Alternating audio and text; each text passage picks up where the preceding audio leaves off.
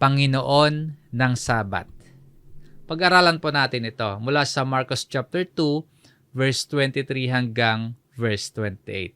Ang mga salin po ng Biblia na ating gagamitin, ang Bagong Biblia at New King James Version. Sa mga nakaraang pag-aaral natin sa Ebanghelyo ayon kay Marcos, paulit-ulit nating nakikita ang isang mahalagang bagay. Habang ipinapahayag ni Jesus ang kanyang kakayahan at ang kanyang pagkakakilanlan, lalong lumilitaw ang kanyang otoridad.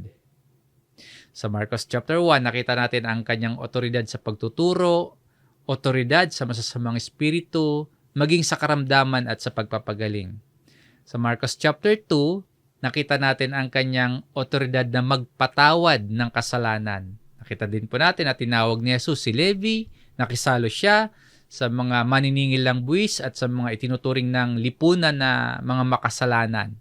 At nang questionin ang Panginoon tungkol sa pag-aayuno, pinakita ni Jesus na ang kanyang pagdating hindi simpleng pagdaragdag sa lumang relihiyosong sistema, kundi dumating si Jesus, dumating ang Mesyas upang isagawa ang layunin ng Diyos.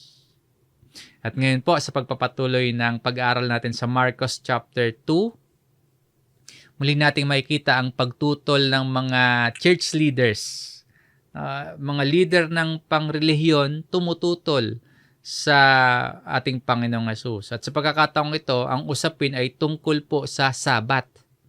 Ano po ba yung Sabat?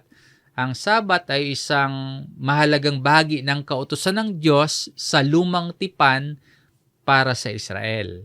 At tumututol ang mga Pariseo sa ginawa ni Jesus at ng kanyang mga alagad, hindi dahil sa may problema po yung kautusan ng Diyos, kundi tumututol yung mga Pariseo dahil sa kanilang maling paggamit o dahil sa kanilang maling pag-interpret sa kautusan. Sa halip na akayin ang mga tao sa papalapit sa Diyos, naging mabigat na pasanin pa yung kautusan kapag inuuna o kaya kapag ipinapantay ang yung bang ipinapantay sa salita ng Diyos yung tradisyong gawa ng tao lamang. Ang pangunahing katotohanan po na bibigyang linaw sa ating pag-aaral na ito ay si Jesus ang Panginoon ng Sabat. Kaya ang tunay na pagsunod sa Diyos dapat nakabatay sa salita ng Diyos at sa pagkakilala sa otoridad ni Kristo. Hindi po sa mga tradisyong gawa ng tao o kaya mga tradisyon at tuntunin na isinusulong at inimbento ng mga church leaders lamang. Bago po natin isa-isahin ang mga talata, tingnan muna natin ang background o kailangan muna nating maunawaan o kaya sariwain kung ano ba ang Sabat ayon sa kasulatan. Sa 10 utos ng Diyos, sinabi po sa Exodus chapter 20 sa verse 8 hanggang 10, basahin po natin ang verse 8, alalahanin mo ang araw ng Sabat upang ingatan itong banal. Sa verse 9, 6 na araw kang gagawa at iyong gagawin ang lahat ng iyong gawain. Sa verse 10, ngunit ang ikapitong araw ay Sabat sa Panginoon mong Diyos. Sa araw na ito ay huwag kang gagawa ng anumang gawain. Ikaw o ang iyong anak na lalaki, ang iyong anak na babae, ang iyong aliping lalaki, ang iyong aliping babae, ang iyong mga baka, ang dayuhang nasa loob ng iyong mga pintuan.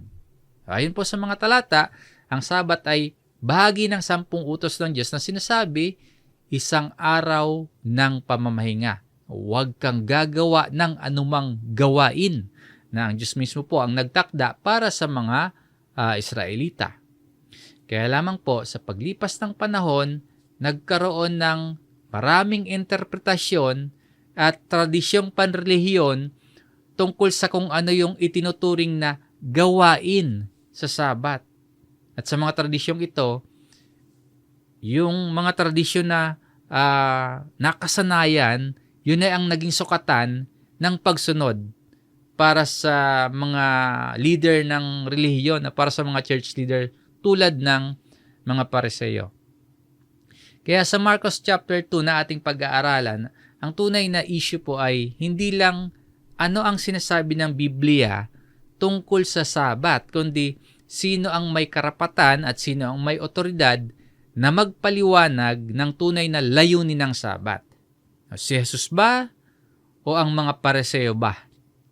Pakinggan po natin ang sagot ni Jesus sa pagtatanong ng mga Pariseo. Sa unang punto ng ating aralin, ang mga Pariseo ay nakatingin sa tuntunin, hindi sa layunin ng Sabat. O kaya ang mga Pariseo ay nakatuon sa kanilang sariling interpretasyon ng Sabat. Sa verse 23, Marcos chapter 2. Nang isang Sabat, nagdaraan siya sa mga bukirin ng trigo, at samantalang sila'y nagdaraan, ang kanyang mga alagad ay nagsimulang pumitas ng mga uhay. So ganito po yung tagpo. Napadaan si Jesus, kasama niya yung kanyang mga alagad na napadaan sa mga bukirin ng trigo. Habang naglalakad, namitas ng mga uhay ang kanyang mga alagad. Hindi naman literal na trabaho talaga, katulad ng pag-aani. Namitas lamang ng mga uhay habang naglalakad para makakain. Sa ganyang tagpo po, ang tingin na ng mga Pariseo, isa itong paglabag sa Sabat. Bakit? Dahil para sa mga Pariseo, ang pamimitas ng uhay, may ituturing na itong gawain. Kaya sinabi ng mga Pariseo sa verse 24, sinabi sa kanya ng mga Pariseo, tingnan mo, bakit nila ginagawa ang hindi ipinahihintulot sa araw ng Sabat? Ano po ba yung hindi ipinahihintulot kapag araw ng Sabat? Ang paggawa ng gawain. Para sa mga Pariseo, paglabag sa kautusan ang ginagawa ng mga alagad ni Jesus na pamimitas ng uhay sa araw ng Sabat. Ngunit ang ginagawa bang pamimitas ng mga alagad ay direktang ipinagbabawal ng kautusan?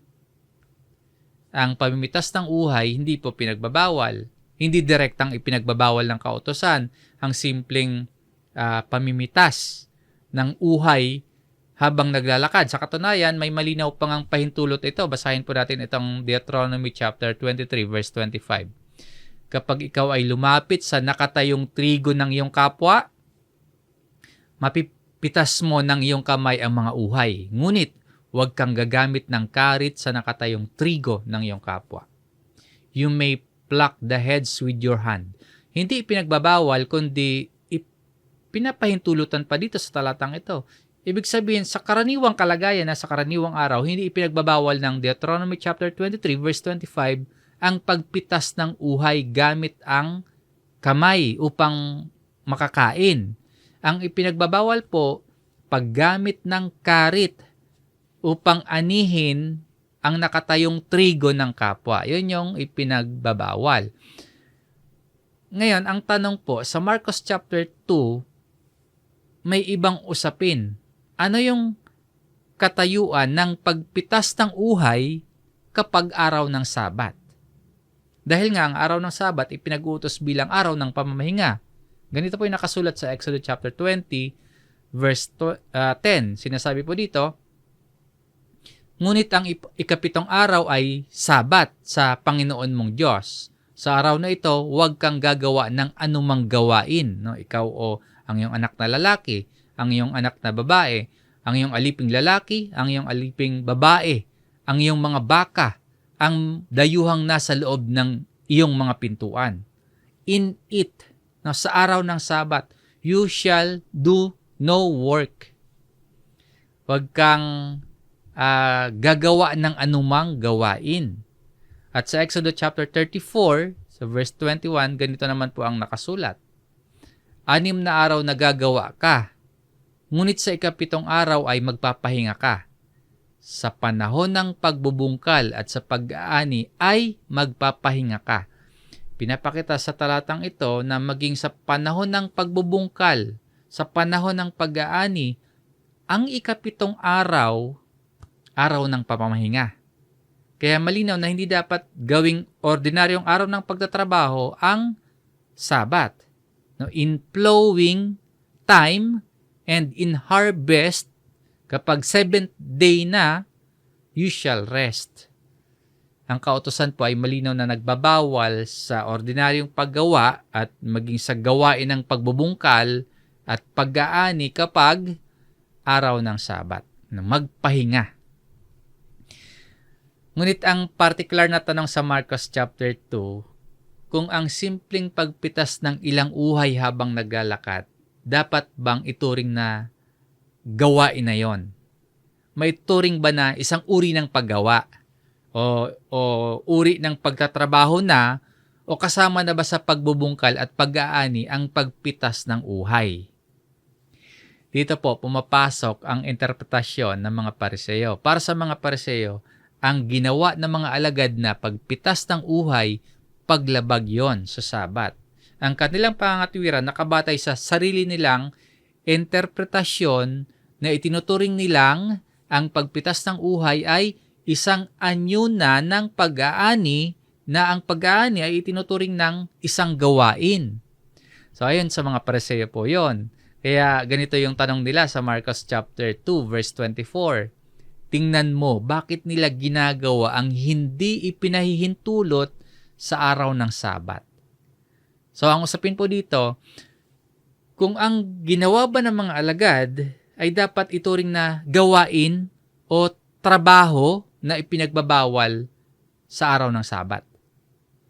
Ang naging problema ay kung paano ipinakahulugan ng mga Pariseo ang nakikita nilang ginagawa ng mga alagad at iniugnay nila yon sa Sabat. May sarili silang interpretasyon kung ano po yung lawful at unlawful sa Sabat. Hindi nila nakita o binigyang halaga yung pangangailangan ng mga alagad.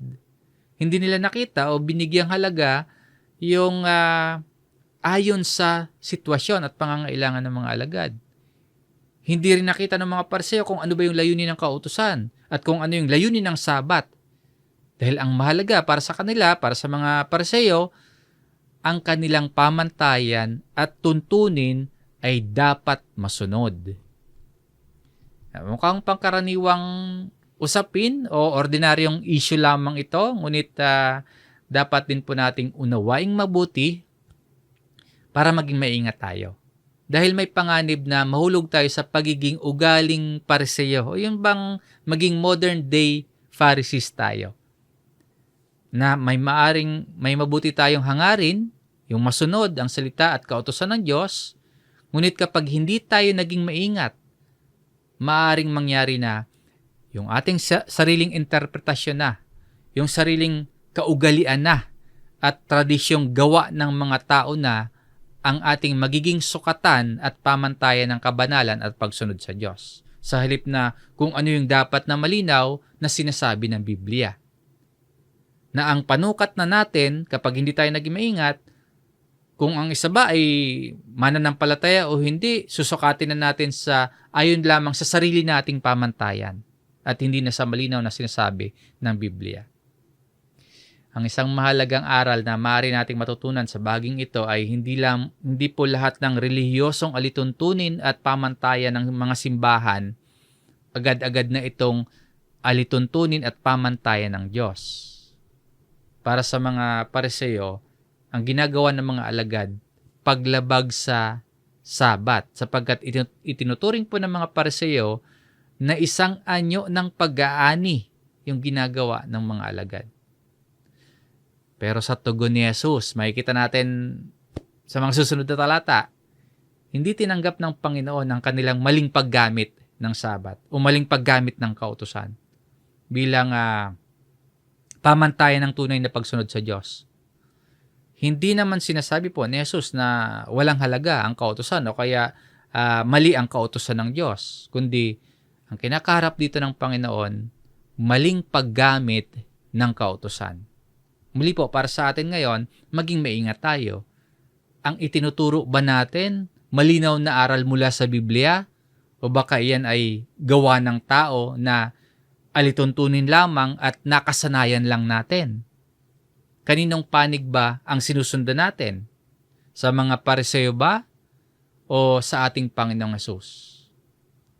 Tandaan po natin na ang tunay at tapat na pamumuhay na may kabanalan, hindi po yan nasusukat sa dami ng mga sinusunod na alituntunin at sinusunod na tradisyong gawa lamang ng tao, kundi ang kabanalan dapat na nakaugat sa pagsunod sa Diyos na naaayon sa malinaw na nakasulat sa Biblia. At upang sagutin po ang mga Pariseo, hindi nakipagtalo si Jesus sa kanilang interpretasyon sa kautusan. Sa halip, nagbigay ang Panginoong Hesus ng isang halimbawa mula mismo sa kautusan. Ito yung kalawang punto ng ating aralin. Ipinakita ni Jesus na ang Sabat ay may layunin para sa tao. O sa mas direktang punto mula sa mga talata ay ang Sabat ay ginawa para sa tao at hindi ang tao para sa Sabat. Sinabi ni Jesus sa verse 25, Marcos chapter 2, at sinabi niya sa kanila, kailan man ba'y hindi ninyo nabasa ang ginawa ni David nang siya at ang kanyang mga kasamahan ay nagutom at nangailangan ng pagkain? Ang sagot dito ni Jesus nakatala sa kasulatan. Kung sa atin po ngayon, biblikal ang naging tugon ni Jesus sa tanong ng mga Pariseo. Ano po ba yung ginawa ni David at ng kanyang mga kasamahan ayon sa kanilang pangangailangan? Verse 26, kung paanong pumasok siya sa bahay ng Diyos nung si Abiatar ang pinakapunong pari at kumain siya ng tinapay ng paghahandog na hindi ipinahihintulot kainin maliban ng mga pari lamang at binigyan pa niya ang kanyang mga kasamahan. Yung tugon ni Jesus, isang pangyayari mula sa buhay ni David. Ang pinanggalingan po ng salaysay na ito ay mababasa natin sa unang Samuel chapter 21 sa verse 1 hanggang verse 6. Si David ay nasa isang kalagayan ng matinding pangangailangan. Nagugutom siya, humingi siya ng pagkain, at sa lugar na napuntahan ni David, ang meron lamang ay tinapay na handog. Tinapay na inilalagay sa harapan ng Panginoon at karaniwang para lamang sa mga pare o sa mga saserdote lamang yon. Sa pagkakataong ito, ibinigay ng punong pari kay David at nagkaroon din yung mga kasama niya ng tinapay na handog. Ayon sa kautusan nila, hindi ito ipinapahintulot pero ibinigay ng punong pari kay David. Yan ang naging sagot ni Jesus sa tanong ng mga Pariseo kung bakit ginagawa ng mga alagad ang pamimitas ng uhay kahit araw ng Sabat. So dito po, hindi ginagamit ni Jesus ang ginawa ni David para sabihin na maaari nang baliwalain yung kautusan kapag may pangangailangan. Hindi po ganon. Sa halip, ginamit ni Jesus ang isang pangyayari na nasa kasulatan upang ipakita na mga utos ng Diyos ay hindi dapat ipakahulugan sa paraang salungat sa layunin ng Diyos. Salungat sa tunay na pangangailangan ng tao. Nais pong ipakita ni Jesus sa mga Pariseo na hindi dapat gamitin ang kautusan sa paraang binabaliwala ang tunay na layunin ng Diyos. Ang argumento dito ay hindi dahil kumain si David ng tinapay na hindi naman ipinapahintulot na kainin nila, pwede nang labagin ang Sabat. Hindi po yun ang argumento dito. Na dahil nagutom si David, pwede nang labagin ang kautusan. Hindi ganon ang ibig sabihin natin dito. Hindi sinabi ni Jesus na walang halaga ang kautusan. Ang ipinapakita dito, hindi dapat maging legalistikong instrumento ang kautusan para hatulan ang isang gawaing hindi naman salungat sa layunin ng Diyos. Kasi di ba, nagtatanong yung mga Pariseo na bakit nila ginagawa? Yung mga yan, bawal yan. Ang pagsunod sa Diyos, hindi simpleng makasunod na lamang sa mga tuntunin kahit hindi nagiging makatao at walang pag-unawa sa puso na mas pinapahalagahan o yung mas binibigyang halaga ay yung basta masunod ang alituntunin kahit na hindi makatao, kahit na hindi na nauunawaan sa puso. Ang mahalaga, makasunod. Ang ating Diyos po, hindi naghahanap ng pagsunod ng wala sa puso, at hindi makatao. Ang Diyos ay hindi nangangailangan ng isang panlabas na pagsunod lamang, na basta makasunod lamang. At ang prinsipyo ng tamang pag-unawa sa kautusan, makikita natin sa ibang bahagi ng kasulatan, hindi hinahanap ng Diyos ang panlabas na pagsunod na hiwalay sa tamang pagkakakilala sa Kanya. Ito po yung paulit-ulit na mensaheng mababasa natin sa banal na kasulatan. Halimbawa, sinabi ng Diyos sa pamamagitan ni Propeta Oseas, Hosea chapter 6 verse 6, sapagkat nalulugod ako sa katapatan kaysa alay, ng pagkakilala sa Diyos kaysa sa mga handog na sinusunog. Ito yung problema ng mga Pariseo.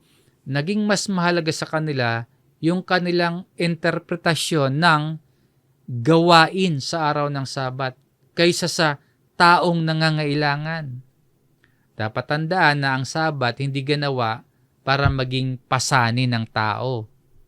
Pagkatapos po ng halimbawa ni David, yung nangyari kay David, ito yung kasunod na sinabi ni Jesus. At sinabi niya sa kanila, ang Sabat ay ginawa para sa tao at hindi ang tao para sa Sabat. That the Sabbath was made for man and not man for the Sabbath. Pansinin po natin yung pagkakasunod ng sinabi ni Jesus. Ang Sabat ay ginawa para sa tao. Ibig sabihin, ang Sabat hindi ibinigay ng Diyos para maging pasaning magpapahirap sa tao. Ito ay bahagi ng mabuting layunin ng Diyos para sa kanyang bayan. Ginawa para sa tao. Muli, hindi sinasabi ni Jesus na walang halaga yung Sabat. Sa halip, ibinabalik ni Jesus sa tamang layunin ang Sabat. Ito ay ibinigay ng Diyos hindi bilang gagamiting sandata ng tao para hatulan ang kapwa. May layunin po ang Diyos sa pagbibigay ng kautosang ito. Ang Sabat ay isang kautusan ng Diyos sa kanyang bayan para sa pamamahinga at para sa pagpapala. Hindi isang instrumento para sa mga tao na pahirapan ang mga tao at bigyan ng mabigat na pasanin para makasunod sa mga relihiyosong tuntunin.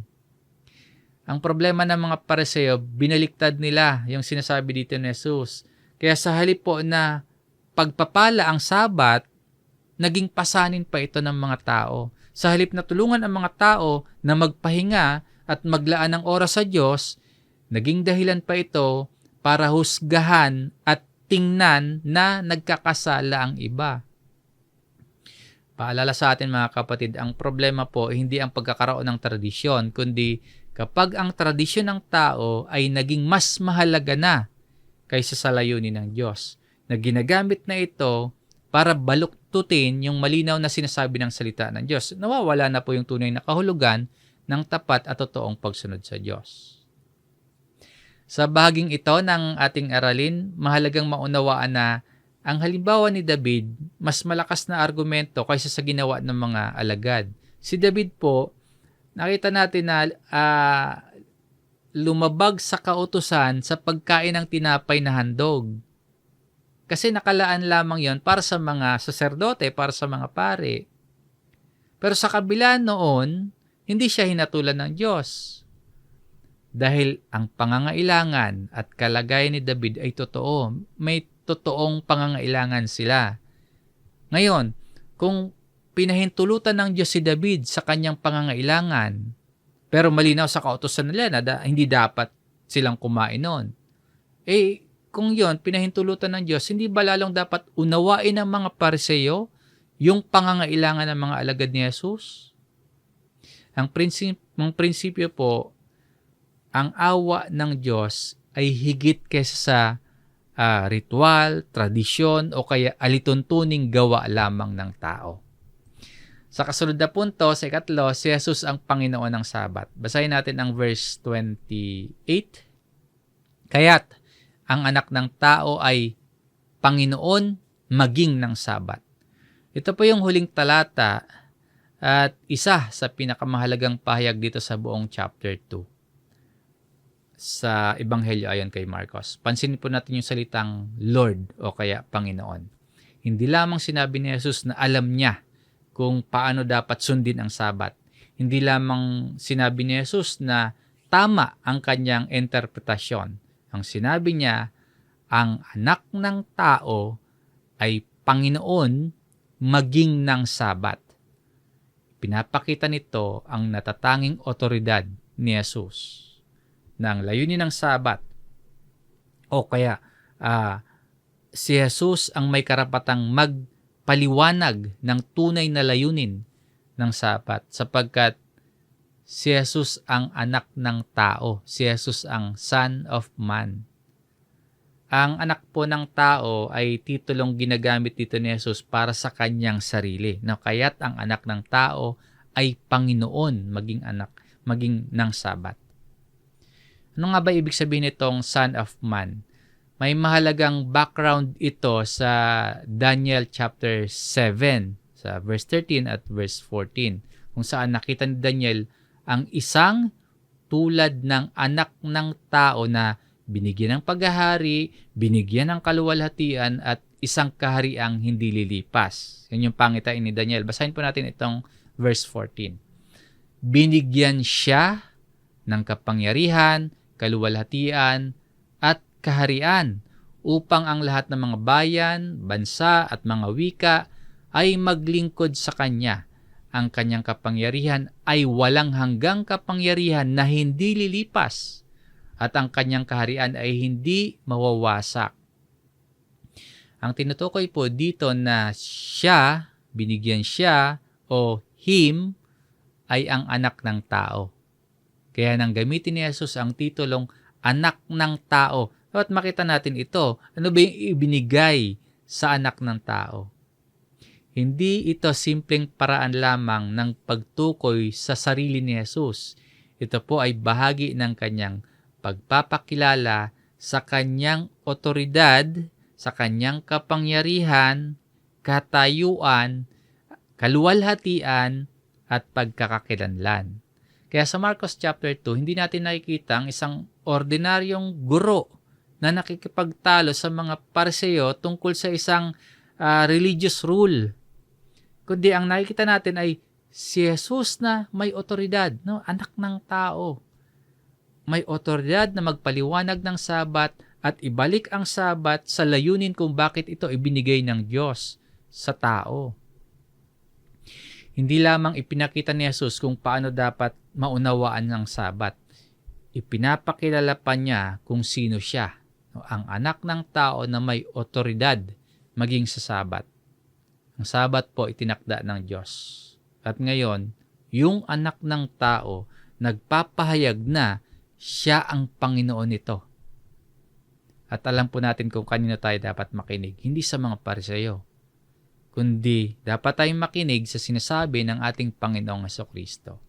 At kung babalikan natin yung mga nauna pa nating mga dati nating pinag-aralan dito sa Ebanghelyo ayon kay Marcos, mapapansin nating lalong lumilinaw ang otoridad ni Jesus sa maraming pagpapahayag at pangangaral ng Panginoon. Sa Marcos chapter 1, nakita natin ang kanyang otoridad sa pagtuturo at otoridad sa masasamang espiritu. Sa Marcos chapter 2, sa verse 1 hanggang verse 12, nakita natin yung kanyang otoridad na magpatawad ng kasalanan. Sa verse 13 hanggang verse 17 ng Marcos chapter 2, nakita natin yung otoridad ni Jesus, yung pagtawag niya kay Levi at sa kanyang pakikitungo sa mga itinuturing na makasalanan sa lipunan.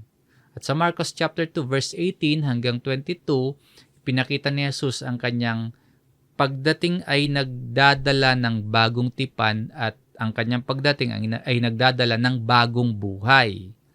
At ngayon, dito sa ating pinag-aralan sa Marcos chapter 2 verse 23 hanggang verse 28, ipinahayag ni Jesus na maging ang Sabat ay nasa ilalim ng kanyang otoridad. Si Jesus ang Panginoon ng Sabat. Lalo pong lumilinaw ngayon kung sino si Jesus.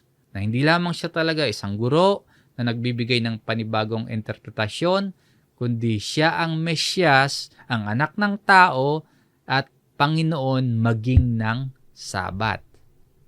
Again, sa pag-aaral na ito, hindi natin sinasabing hindi na mahalaga ang Sabat. Hindi naman ganon.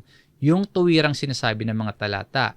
At hindi rin naman natin sinasabi na dapat sundin ang Sabat sa eksaktong paraan, eksaktong anyo, at eksaktong lituntunin kung paano ito ibinigay sa lumang tipan, sa Old Covenant, bilang tipan ng Diyos sa bansang Israel. Ang punto po ng teksto, hindi simpleng may Sabat ba laban sa wala ng Sabat.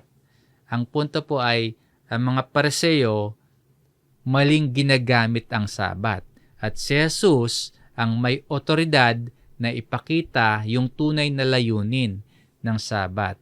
Hindi winawalang bahala ni Jesus ang kautusan.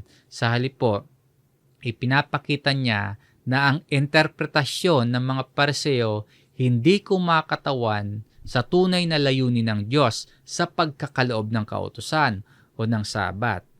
At higit sa lahat, ipinapakilala ni Jesus kung sino talaga siya. Siya ang Panginoon ng Sabat. Mga kapatid, dito natin nakikita ang tunay na usapin sa Marcos chapter 2 verse 23 hanggang 28. Hindi lamang tungkol sa pamimitas ng uhay o tungkol sa kung ano yung maaring gawin at hindi maaring gawin kapag araw ng Sabat. Yung mas malalim na usapin tungkol sa kung sino yung ating kinikilalang may pinakamataas na otoridad. Ang ating sariling interpretasyon ba? Ang tradisyon ng tao ba? O si Jesus na ipinapahayag dito na Panginoon ng Sabat? Pinakita ni Jesus na ang Sabat hindi dapat gamitin para gawing pasanin at pabigat sa tao. At ang salita ng Diyos ay hindi dapat baluktutin para suportahan yung sariling pamantayan, yung pansarili at galing lamang sa taong pamantayan. Sa halip, dapat nating kilalanin ang Panginoon ng Sabat at unawain ang kanyang salita ayon sa layunin ng Diyos.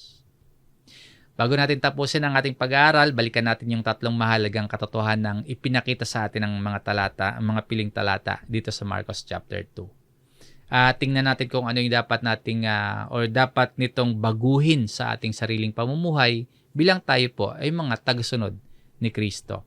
Mula sa pamimitas ng uhay, mula sa halimbawa ni David hanggang sa mismong pahayag ng Panginoong Hesus, iisa ang ipinakikita sa atin ng teksto.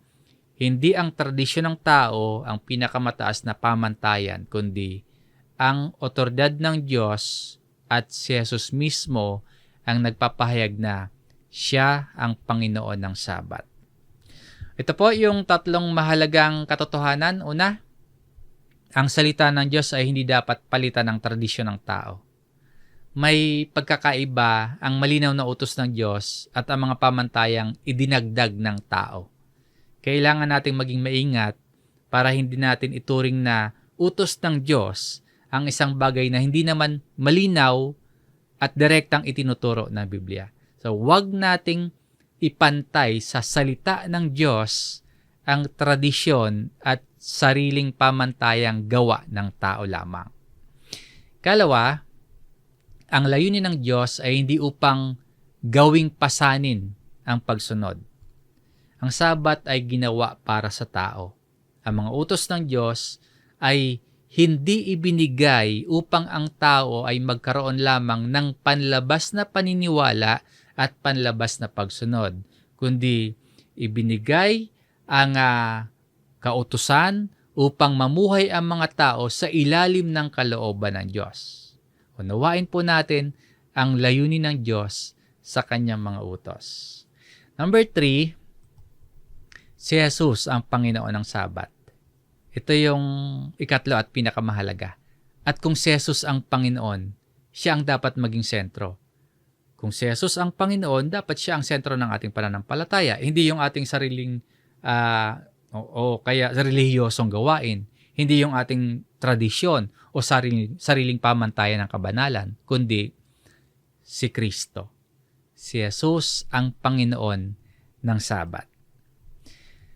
Mga kapatid, maring marami na tayong alam tungkol sa Biblia. Maaring marami na tayong narinig na aralin o sermon o teksto. At maaring matagal na rin tayong dumadalo sa mga pagsamba, panambahan, mga pagtitipon ng iglesia. Maraming alam na tayo or marami na tayong natutunan at mga nagawang gawain para sa Panginoon. Pero ang pinakamahalagang tanong ay, hindi gaano karami yung nagawa natin, kundi sino ba talaga yung Panginoon ng buhay natin. Dahil maaaring maging abala tayo sa mga bagay na panrelihiyon. Maaaring maging abala tayo sa mga panlabas na gawain. Pero hindi naman nagpapasakop at hindi naman tunay at lubos na nagpapailalim sa otoridad ni Kristo. Dito sa Marcos chapter 2, sa verse 28, malinaw po yung pahayag. Ang anak ng tao ay Panginoon din naman ng Sabat.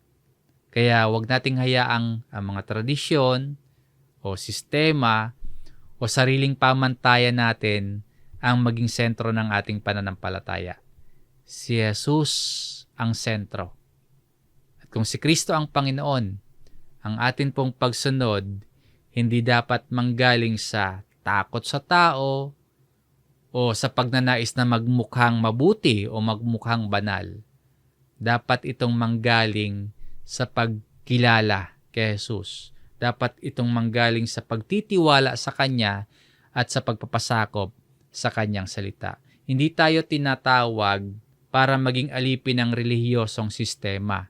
Tinatawag tayo para maging mananampalataya upang kilalanin at sundin ang Panginoon. At ang Panginoong ito ay si Hesukristo, ang anak ng tao, ang Mesyas, ang Panginoon ng Sabat. Hanggang dito po ang ating pag-aaral. Maraming salamat sa inyong pakikinig. Sumainyo po ang biyaya ng salita ng Diyos.